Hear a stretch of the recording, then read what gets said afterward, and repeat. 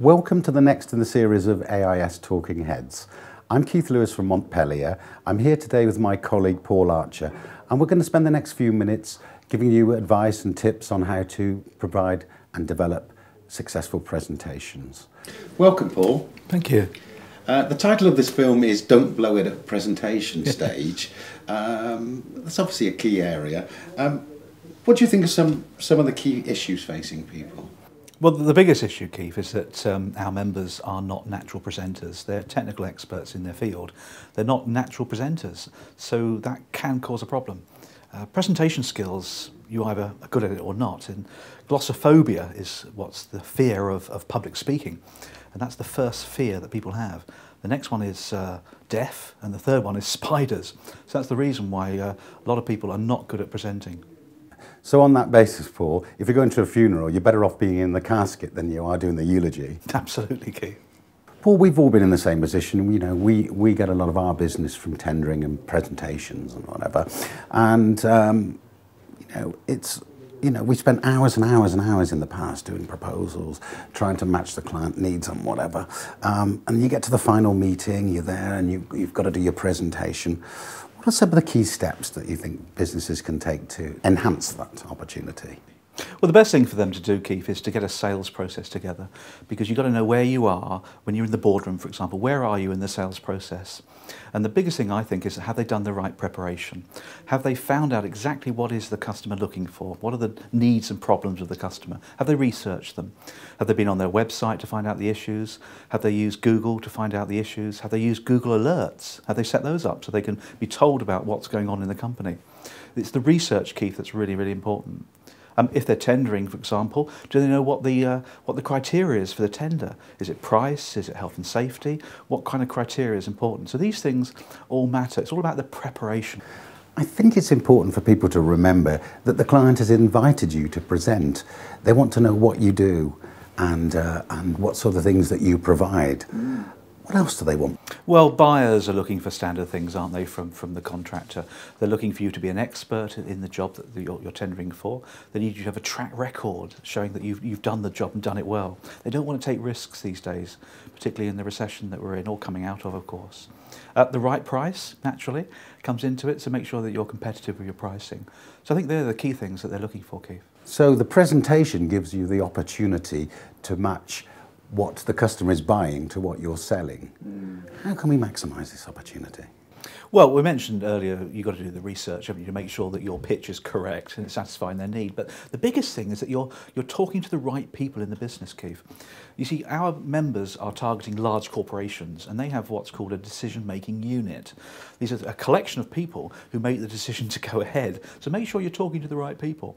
And within that DMU, decision-making unit, there's usually one or two people that have what we call the MAP.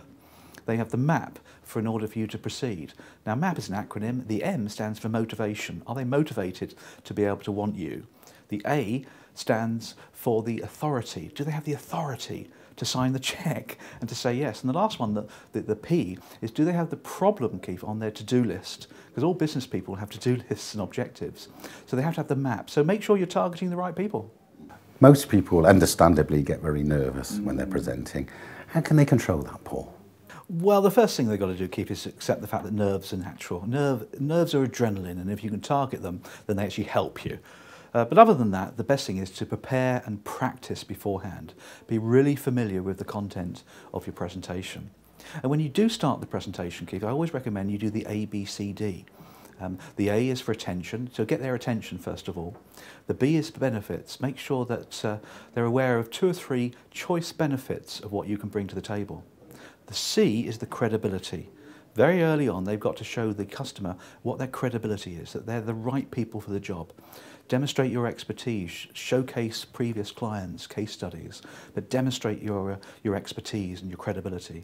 And the D is direction. Make sure that, that they're aware of the direction you're going to take the presentation. So that's the ABCD. Get it right, gives people confidence. Other things, Keith, are to relax, Make sure that you're comfortable. If you stand to present, make sure you stand assertively and you know what to do with your body language. If it's a small group, Keith, I suggest they sit down so that their eyes are level with the customer's eyes as well. That's really, really important. So those things will relax and get rid of the nerves.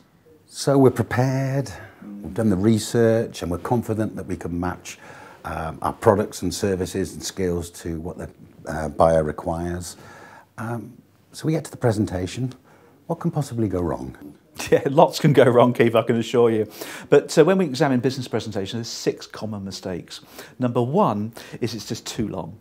Nobody ever was fired for doing a too short a presentation. Number 2 is too much reliant on PowerPoint, and many presenters make it their notes, and it's all very wordy, and we call it death by PowerPoint, don't we? Number 3 is a data dump. People are dumping too much data, and of course that in itself causes an issue. Have it in the document that you're giving them on the presentation itself, but don't dump data on people as well. Name, rank and serial number.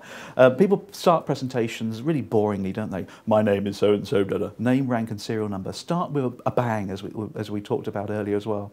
The other thing, of course, Keith, is the Q&A. Question and answers are really, really important. We do need to build these into the presentation. But the thing is, people put them at the end. What I suggest is that you start by doing a presentation, then you have the middle, then just before you do the end, you put in your Q&A, which means then you can finish off with the right structure, which is a call to action at the end. A call to action, ask for the business, and that's a common mistake that business presenters don't do. So there's some key things that go wrong, Keith.